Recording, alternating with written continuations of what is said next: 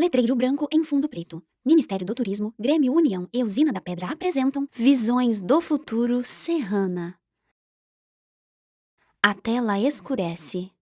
Palavra emoções surge e se conecta a um celular que mostra a conversa por aplicativo. Palavra incerteza surge e se conecta ao calendário de 2021, riscado com um X em página inteira. A expressão insegurança pandemia mundial surge e se conecta ao celular, calendário, máscaras cirúrgicas e álcool em gel.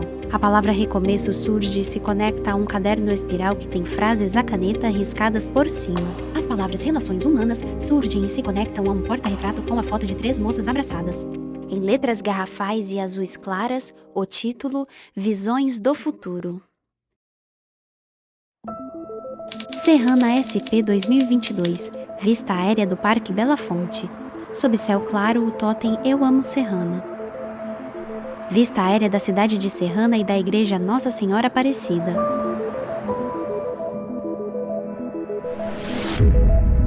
Trechos de notícias de jornais. A Organização Mundial da Saúde quer preparar hospitais de todo o mundo para um misterioso vírus chinês. O coronavírus matou pelo menos 17 pessoas e contaminou mais de 500. O nome pandemia é usado quando uma doença não se restringe apenas a uma região, mas está distribuída por todo o planeta. Ainda não há vacinas nem remédio contra isso. Flashes de 9 E a entrevistados. gente descobriu que a mãe estava positiva mesmo, ela já estava há alguns dias. E ela começou a ter vários sintomas e tudo mais. E ela começou a ter muita tosse, dor de cabeça, aqueles sintomas mais graves, assim. Graças a Deus a gente está controlando, mas só que fica a marca. A marca não sai. Se vê num mundo que se sair de casa sem uma máscara é perigoso ter o contágio, levar para sua família, com uma visão meio apocalíptica. Acho que o impacto foi geral para toda a sociedade, mas principalmente para essas famílias numa situação de vulnerabilidade. Deu a pandemia, eu engordei 20 quilos porque eu sou uma pessoa muito ansiosa. Porque a gente passou por várias mudanças em vários aspectos, ela causa um estresse natural no organismo até ele conseguir se adaptar a esse novo quadro. Cada altos e baixos que acontecia durante a pandemia era uma recaída. E a gente viu uma oportunidade, eu não, minha esposa, né? Ela viu uma oportunidade, ela comprou uma chapa de lanche. Nós tivemos que adaptar, então realmente houve muita dificuldade, tanto dos professores como dos alunos. Vitória De Helena. início, assim, como o primeiro caso foi lá fora, não foi aqui, Estudante. eu fiquei com um pouco de medo. Mas de início eu achei que ia ser alguma coisa leve, que ia ser algo que em 3 meses ia passar e ia ficar tudo bem. Mas aí quando aconteceu o carnaval e o primeiro caso chegou no Brasil, aí eu já comecei a ficar um pouco mais preocupada. Foi muito triste que nós não pôde Alfredo. acompanhar o velório, vimos de longe, sabe, fomos lá tudo, mas não abriu o caixão nem nada. Foi uma coisa muito triste na vida da família, né? Despedir de uma irmã, Aposentado. ainda não poder ver no último dia de vida dela, né? Luiz Bom, eu Gabriel. fiquei preocupado porque Estudante. surgiu um vírus que estava, assim, matando o pessoal. Então eu fiquei preocupado com a minha família, com o bem-estar da minha família, com a saúde. E fiquei sem sair de casa durante um bom tempo por medo do vírus. Tiago. Bom, a gente sofreu, Comerciante. teve uma perca, 2 percas, né?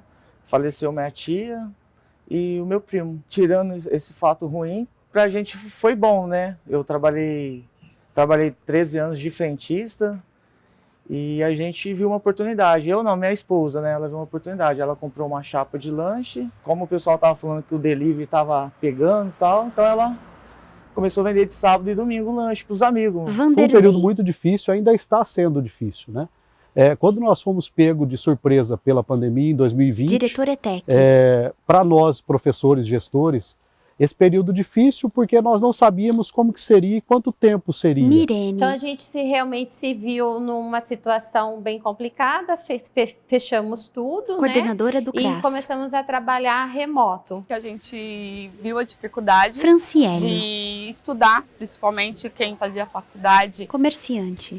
Muitos desistiram de faculdade por conta da pandemia, por conta dos valores. Patrícia. Porque saiu do presencial e foi pro online. Estudante. Tinha um vínculo presencial e depois do nada, online. O Luana. primeiro momento foi na faculdade, porque eu estava no meu 2º ano da faculdade, e aí entrou a pandemia. Professora. Então eu tive que sair do presencial da faculdade e terminar ela na pandemia, né? Então, pra mim foi bem difícil. Vitória Helena. Tem os meus avós, que infelizmente eu também perdi os meus 2 bisavós e a minha bisavó, mas de início eu fiquei bem preocupada com isso. E também porque o meu irmão trabalha em escritório, então ele sempre conviveu com muita gente, eu fiquei bem preocupada com isso. A minha mãe também era diretora de escola, então ela tá sempre convivendo com criança, e criança não fica de máscara. Então, de início eu fiquei bem preocupada em relação à escola também. Foi mais em relação à minha família e ao trabalho deles, e aí eu ter que ir à escola, porque eu sempre tive problema com imunidade. Nunca me alimentei muito bem, então eu fiquei bem preocupada com isso, porque o meu pai também ficou muito preocupado. E meu pai e minha mãe sempre tiveram pressão alta, e aí eu fiquei paranoica achando que isso poderia afetar em alguma coisa e acabar gerando mais problemas. Infelizmente, Alfredo.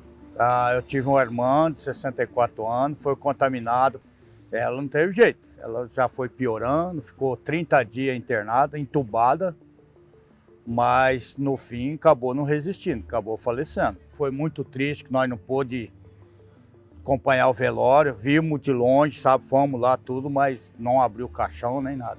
Foi uma coisa muito triste na vida da família, né? Despedir de uma irmã, ainda não poder ver no último dia de vida dela, né? Olha, Luiz. assim, a escola foi o principal, ficar sem a escola já era cortar minha rotina, porque um jovem era só a escola. Mas sair com os amigos ou praticar algum esporte, jogar bola, que eu sempre jogo num campo que tem aqui perto de casa, eu parei com tudo. Então, ficar em casa preso foi complicado no começo. A instituição Centro Paula Souza definiu um sistema, um Teams, uma plataforma, para que a gente pudesse levar toda a unidade escolar para esse período remoto. Então, durante esses 2 anos, 1 ano e meio, mais ou menos, nós trabalhamos remotamente com os alunos. A parte pedagógica, né, ela ficou um pouquinho afetada, porque nós perdemos o presencial, mas não deixou de atingir os alunos na qualidade das aulas.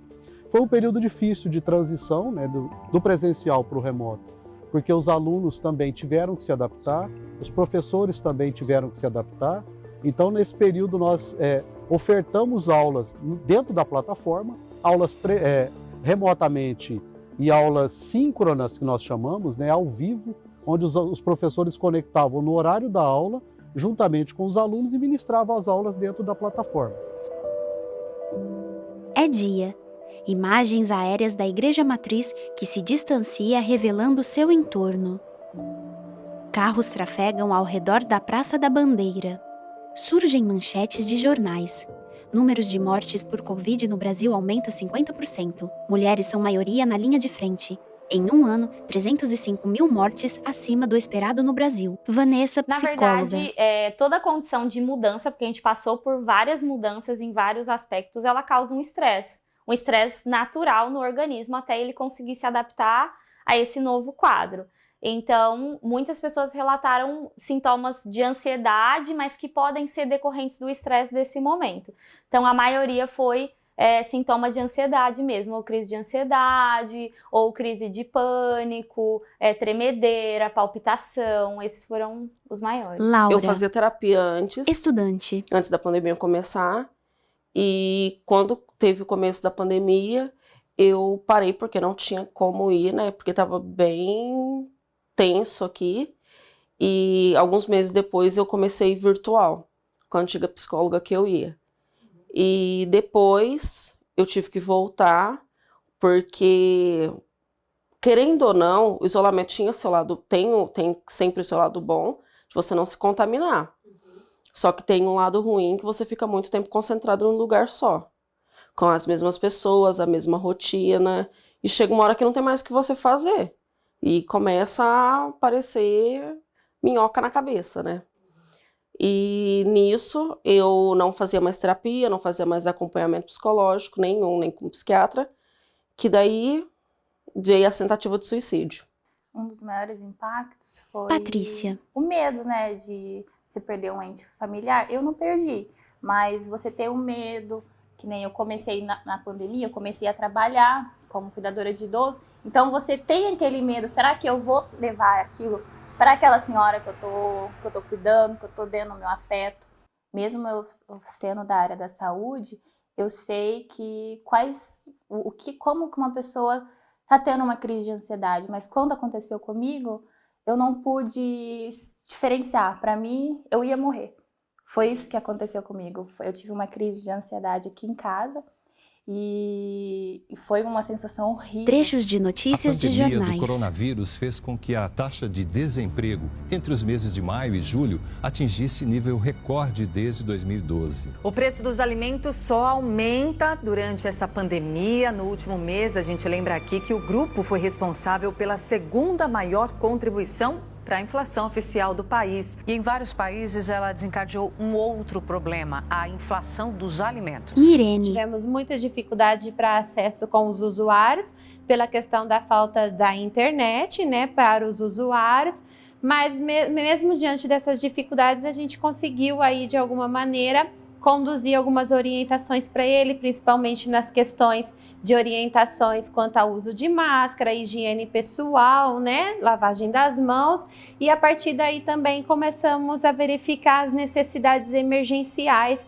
de cada família. Então aí o CRAS, junto com o Fundo Social de Solidariedade do município de Serrana, começou a atender emergencialmente as famílias que começou a perder empregos, né? Começou a perder a renda familiar e aí viram-se numa situação de extrema pobreza. E aí a gente entrou com o auxílio do benefício eventual da cesta básica, da entrega da cesta básica, a orientação de cadastro único, né, para as pessoas solicitarem um auxílio emergencial, aquelas que tinham perfis, e aí a gente foi fazendo todo o trâmite dentro dos parâmetros necessários da precaução da pandemia. A gente agia por agendamento, né, atendimentos individuais, para poder atender a demanda da população. A faculdade que eu tive que parar por dificuldade financeira, que afetou bastante a gente. Franciele. Da gente não poder trabalhar conforme a gente queria, de diminuir o salário, muita gente ficou desempregado. Eu fazia enfermagem, estava cursando, fazia o 3º ano que eu estava na faculdade, acho que era o 7º semestre. E da minha sala de 150 alunos, ficaram 10. O resto foi tudo trancado pela pandemia, por falta de ônibus, que a gente não conseguia para ir para a faculdade, por conta do salário que a gente não, muitos ficaram desempregados, outros também não conseguiram arcar com a faculdade, porque mesmo à distância, mesmo com a pandemia, as faculdades eles não deixaram, principalmente da área de saúde, não deixaram de abaixar o valor, então sempre aumentando os valores. Foi bastante gente que teve desistente. Da minha turma, eu sei que hoje cursa só 5. Foi bem impactante. Emily. A gente teve que, como todos os outros comércios, fechar. Comerciante. Aí teve a redução, né, de pessoas circulando. E ela trabalhava no supermercado Toninho de Caixa, ela estava de férias, ela resolveu... Tiago. Como o pessoal estava falando que o delivery estava pegando e tal, então ela começou a vender de sábado e domingo lanche para os amigos, WhatsApp, e foi indo. Aí eu vi que estava dando certo, eu comprei a ideia dela, aí eu falei, vamos guardar o dinheiro do lanche, com o dinheiro do meu trabalho, a gente sobrevive, aí a gente vê o que a gente consegue fazer lá na frente. Em uma rua movimentada, ônibus municipal sobe uma ladeira e passa em frente a uma funerária. Carros e motos sobem uma rua em direção a uma igreja. Pessoas sem máscara caminham na calçada. Um tuk-tuk azul sobe uma rua. Flashes mostram Vitória Helena sorridente. Luiz Gabriel com mochila nas costas, caminhando alegre pela rua. O perfil de Mirene sentada à frente de um computador enquanto balbucia. E Vanessa sentada em um sofá fazendo anotações em seu caderno. Eu fui poder Patrícia. perceber isso esse ano, depois que tudo normalizou, depois que a gente começou a voltar aos poucos, aí eu pude ver, eu falei assim, não tá certo, a minha alimentação não tá certa, eu sinto que a minha mente não tá certa, o meu grupo social não tá certo, então eu preciso mudar isso. Luana. Lógico, abalou bastante. Eu não pensei em desistir da faculdade, porque era uma coisa que eu gostava muito. Mas meu teatro, da minha dança, eu cheguei a dar uma abalada, porque eu falei que eu não conseguia mais aguentar. Isso não só eu, mas todo mundo da minha família. A gente não estava aguentando mais ficar dentro de casa. E deu uma abalada bem grande. Questão de notas, né? O jeito da gente se comunicar com as pessoas foi bem difícil, assim. Então, Luiz, como que você conseguiu equilibrar o trabalho e a escola? No começo tava fácil, até porque como a escola estava online, eu ia para o serviço cedo e fazia aula online de tarde. Mas quando voltou a escola presencial, em setembro do ano passado, ficou meio corrido, que eu ia para a escola cedo, eu acordava às 6h30, ia para a escola. Assim que eu saía da escola, eu nem vinha para casa, eu já ia direto para o ponto de ônibus e ia para a empresa. Aí eu saía 12h30 da escola e chegava na empresa 2h da tarde. Aí eu ficava das 2 às 8 e às 8 eu ia embora, pegava 2 ônibus, chegava aqui em casa por volta de umas 10h30, 11h, por causa da demora do ônibus. Então, assim que eu já chegava, eu jantava, dormia e já acordava no dia seguinte para repetir tudo de novo. Então, ficava meio corrido na questão de ter sono no meio das aulas. Eu dava uma dormida de vez em quando, não dá pra mentir. Mas na questão deu pra conciliar, só que ficou um pouco apertada a rotina. Quando a gente fala de Vanessa. saúde mental, a gente não pode desconectar a saúde mental da saúde geral, porque não tem como a gente ver uma coisa só individual. Tanto é que quando alguém vem aqui com demanda de ansiedade, eu pergunto sobre todas as coisas. Dependendo das reações que a pessoa diz que ela está tendo, eu peço para ela fazer exame, para ela procurar um médico também, porque às vezes um sintoma de desânimo ele pode ser uma anemia, essa falta de exposição ao sol que muita gente ficou por estar dentro de casa, também pode ter prejudicado de alguma forma as vitaminas. A saúde ela não é só a ausência de doença. A saúde ela está relacionada à saúde física, à saúde mental, à saúde espiritual e à saúde social. E se a gente observar o geral, todos esses aspectos foram atingidos de alguma forma. A saúde mental pode ser pelas notícias, pelo medo. Muitas pessoas eu percebi que começaram a procurar assim freneticamente no começo da pandemia, tipo, o que estava acontecendo, quantas mortes tinha, e isso gera um estresse cada vez maior e muitas vezes desnecessário, tanto é que essa foi a minha recomendação para muitas pessoas. Tipo, a gente precisa saber o que está acontecendo, mas você não precisa saber tanto. Você precisa saber o panorama geral, mas você não precisa procurar só isso, porque aí você está jogando esse gatilho na sua mente o tempo todo. Então, a saúde mental, nesse sentido do medo de cada um, a ansiedade de cada um, ela foi alterada. A saúde física, para a gente fazer atividade física, é muito mais fácil a gente ir para algum lugar fazer. Ou uma academia, ou fazer uma atividade que fosse mesmo na rua. Mas com o isolamento, abre e fecha dos estabelecimentos, muitas pessoas se afastaram dessas atividades. Eu falei, vamos ver o que vai dar, né? Tiago. Aí ela foi, entrou com a coragem, pediu conta, eu lembro certinho. O dia que ela pegou o acerto, ela não pegou nem R$1 de acerto. Eu fui junto com ela lá. Aí eu falei, não, eles vão tentar, né? Eu tô trabalhando, vamos ver. Ela foi indo. Aí eu comecei a comprar ideia, comecei a pesquisar. Comecei a pesquisar as lanchonetes, o que eles tinham, o que eles não tinham, para mim poder competir, porque tem bastante lanchonete aqui. E graças a Deus, assim, a gente está sendo bem falado aqui na cidade. Financeiramente foi diferente? Bem diferente. Por quê? Eu ganhava R$2.000, R$3.000 e graças a Deus, assim, não é muito mais, mas só de poder conviver com meus filhos durante o dia, isso aí não tem dinheiro que pague. Estou tocando meu próprio negócio, eu faço entrega, minha esposa, minha cunhada está trabalhando pra gente, a prima da minha esposa está trabalhando pra gente, meu sobrinho vem de final de semana, tirando a que eu te falei o que aconteceu, os fatos com a gente, né? Assim, eu sou super feliz, eu vou contar para ele o que eu e a mãe dele conquistou, né? E tá podendo proporcionar para eles, né? Coisas boas. Flash de Vitória Helena alegre acariciando seus cachorros. Tava no meu quarto, mexendo no celular, meu pai me ligou, falando em entrevista. que tinha ido no UPA, porque no primeiro momento a gente achou que ia conseguir fazer o exame, ia ver o que estava acontecendo, para ver se aquela dor era normal ou não. Aí ela teve que ser internada, né, porque o caso já estava um pouco mais grave.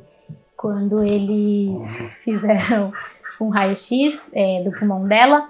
Eles viram que o pulmão dela já estava, não sei como dizer, seco, já não estava saudável, por conta do vírus mesmo. Ele já estava, quando a gente faz um raio-x normal, fica preto, que significa que está com oxigênio tudo certinho. Já estava com várias manchas brancas, significava que ele já estava fraco, ele não estava conseguindo fazer aquele movimento de respirar certo. Aí ela ficou lá, ia ter que passar a noite, porque eles iam fazer uma bateria de exames. Meu pai falou que ia ficar lá com ela até que eles deixassem, se eles iam deixar ele passar a noite ou se eles iam mandar ele vir embora para casa. Ele ficou. No domingo à noite, se não me engano, ela passou a noite lá no UPA. No domingo à noite, ela teve que usar, eu não lembro bem como é o nome, mas era como se fosse uma máscara de oxigênio, só que era uma máscara de oxigênio mesmo, não como se fosse um aerosol. Era um aerosol, só que mais forte. Era uma máscara que ela colocava assim e ficava sugando, justamente para o pulmão dela fazer o movimento, porque ele não estava fazendo sozinho. Eles tentavam, né, tirar a intubação dela para ela poder, só que ela não ficava, ela não mantinha, ela aguentava com a intubação, mas aí ela aguentou ficar mais de 1 minuto, ficou uns 2 minutos sem a intubação, só que aí logo já caiu tudo e colocaram de volta, e isso de terça para quarta. Aí na quarta, justamente, o meu pai estava trabalhando normal, meu irmão trabalha na Vila da Pedra, meu irmão explicou toda a situação, e eles falaram pro meu irmão ficar em home office, porque eu ia ficar sozinha, porque eu não estava tendo aula na época.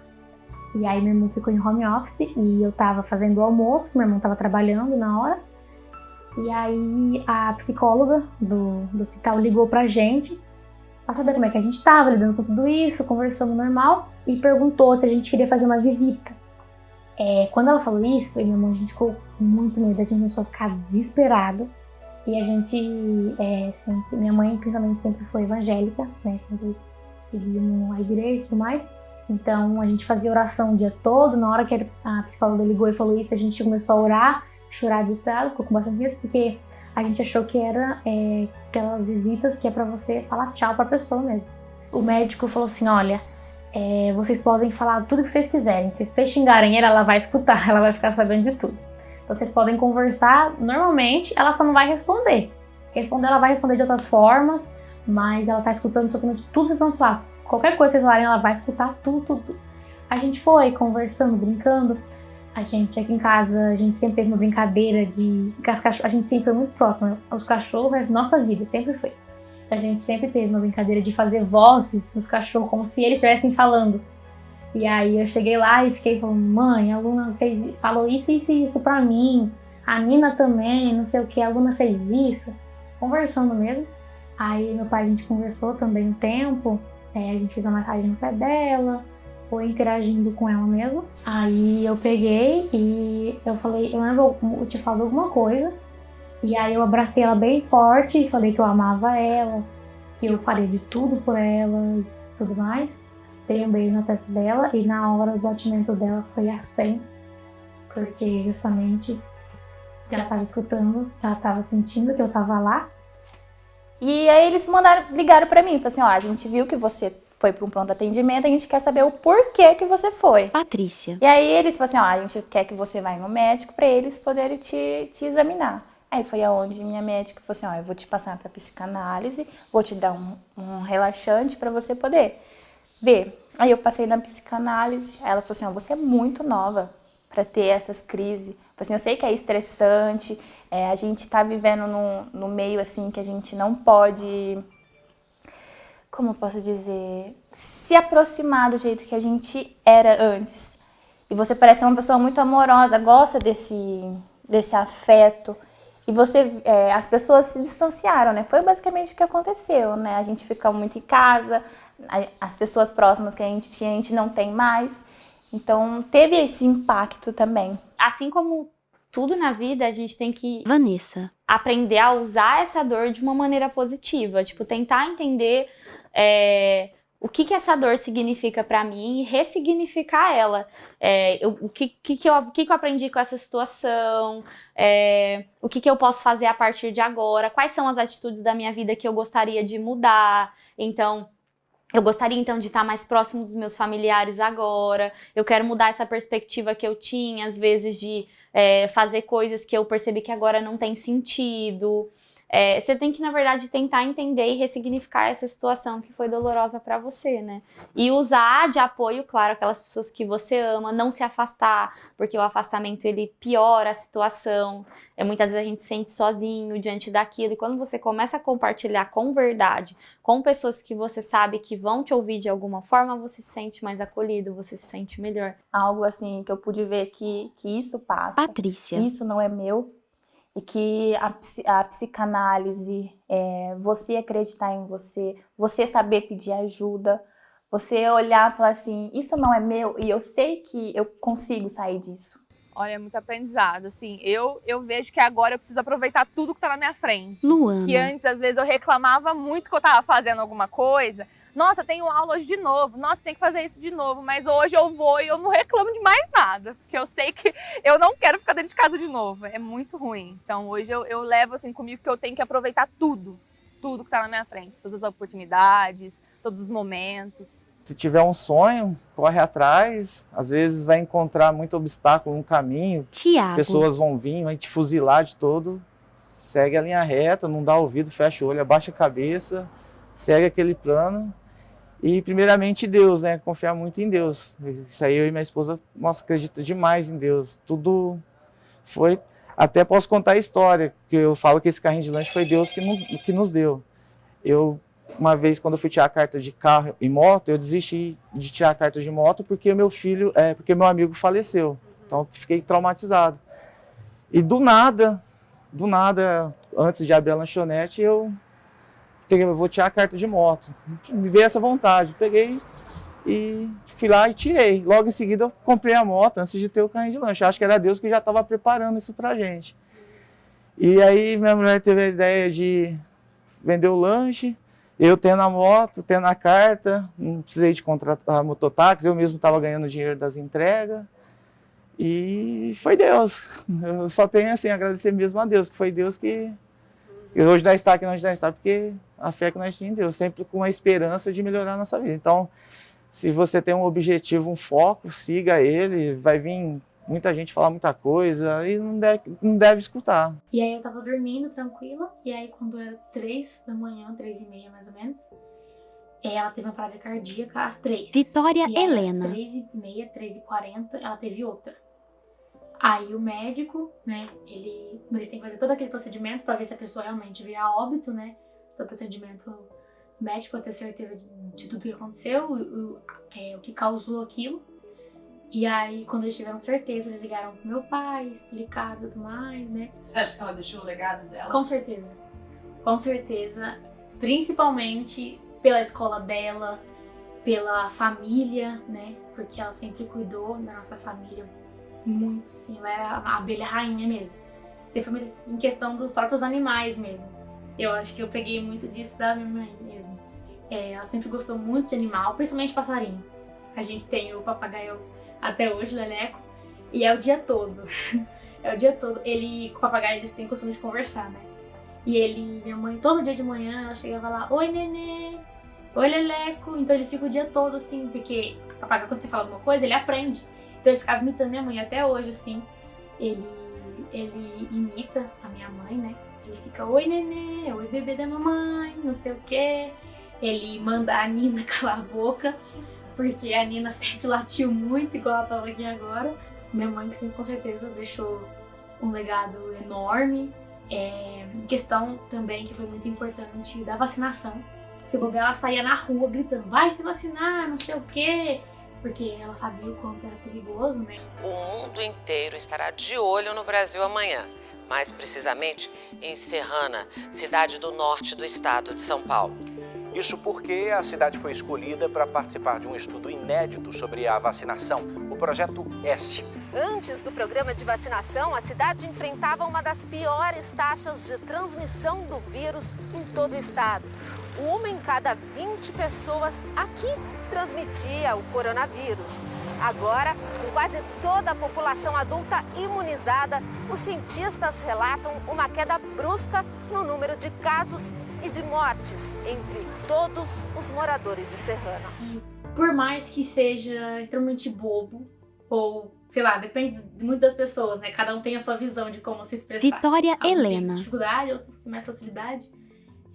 Se você tem um amigo, namorado, tanto faz, e você tem uma certa dificuldade de se expressar, mas você realmente ama aquela pessoa, vai e fala. Ou se você quer fazer alguma coisa, mais bobinha que seja, tomar um sorvete com o seu namorado, vai. Porque no outro dia vocês podem terminar, pode acontecer alguma coisa, vocês nunca mais se verem. Então, esse negócio de fazer o hoje, viver o hoje mesmo, é muito verdade, né? Mas, querendo ou não, vai ter momentos muito tristes, só que esses momentos tristes, igual eu passei, foram o que fez eu ser o que eu sou hoje em dia. Para deixar uma mensagem para o futuro, seria para a gente aprender Vanessa. a dar valor mais nos detalhes, no cuidado, no carinho, no amor, na amizade, no respeito que a gente tem com as outras pessoas, aproveitar mais esses momentos, não ficar tentando pensar em como vai ser e, enfim, fazendo cenários que nem existem. O que eu tenho para falar é que todo mundo ame mais as suas famílias, seus amigos. Franciele. Abrace, não deixa para amanhã, porque a gente não sabe se você vai poder acordar e abraçar o seu pai, a sua mãe, respeitar muito eles e abraçar o mundo como se não houvesse amanhã. Foi um período muito difícil. Vanderlei. De reaprender muitas coisas e dar significado a outras, né? Então, a pequenas coisas, né? Esse contato, esse convívio, o estar presente com as pessoas, né? Isso a gente reafirma. Eu sempre fui muito assim, mas eu reafirmei mais ainda, né? Das pequenas coisas. Alfredo. Mas eu espero um futuro melhor, sim. Porque o futuro é o seguinte, dos meus pais foi pior, o nosso melhorou um pouquinho. Tá vindo, a geração tá vindo, tá entendendo? Então, às vezes a gente reclama um pouquinho, mas se for ver do passado, hoje nós estamos muito mais melhor que o passado. Aproveitar a vida assim como a minha mãe aproveitou. Então, e dar valor nas pequenas coisas, não se apegar a coisa material e nem a coisas fúteis, assim. E é isso. Viva e não sobreviva. E tome vacina. E aí, você é uma sobrevivente? Sou. Eu sou uma sobrevivente. E a gente é sobrevivente. E graças a Deus, ainda Deus abençoou a gente, né? Somos sobreviventes dessa história, né? Então temos o futuro todo pela frente. Sorridente, Vitória Helena segura um porta-retrato com a foto da mãe. Luiz Gabriel ao lado de um homem sorriem. Mirene caminha pela calçada. Laura e Vanessa, lado a lado, olham para a frente com um largo sorriso. A esposa feliz no carrinho de lanche. Vanderlei faz joia com a mão. Alfredo sorri e repete o gesto. Logomarcas de Registros do Amanhã. Lei de Incentivo à Cultura. Apoio Fundação Cultural de Serrana, Projeto Social Grêmio União, Igual Projetos. Patrocínio Usina da Pedra, Pedra Agroindustrial, S.A. Realização Secretaria Especial da Cultura, Ministério do Turismo. Sobre fundo azul, o texto. É tempo de aprender, que tenhamos leveza e o alívio ao começar. Mais um tantinho de coragem, fé e amor para saber perseverar. Que não nos falte saúde e a vontade de recomeçar, reaprender e relembrar o que nos move a melhorar. Maíša Mandiza. Créditos. Operador de drone, Luiz Guilherme. Operadores de câmera, André Nascimento e Sabrina Muralha. Assistente de câmera, bolsistas do projeto, Registros do Amanhã, Giovana Barbosa Lopes, Eduarda Barbosa de Souza, Caroline Hayashi da Silva Sacomã. Fotógrafa Estil, Marcela Baguino. Roteiro. Bolsistas do projeto Registros do Amanhã, Giovana Barbosa Lopes, Eduarda Barbosa de Souza, Caroline Hayashi da Silva Sacomã. Assistente de roteiro, Sabrina Muralha e Vanessa do Bem. Direção de produção, Admauro de Souza Nunes. Direção geral, Sabrina Muralha. Equipe de edição, Luiz Guilherme e Nando Brook. Reportagem sobre a vacinação, TV Record. Audiodescrição, Priscila Figueiredo e Gabriela Vansan. Consultoria de audiodescrição, Luciane Molina. Intérprete de Libras, Jesse Brandão. Coordenador geral do projeto Registros do Amanhã, Admauro de Souza Nunes.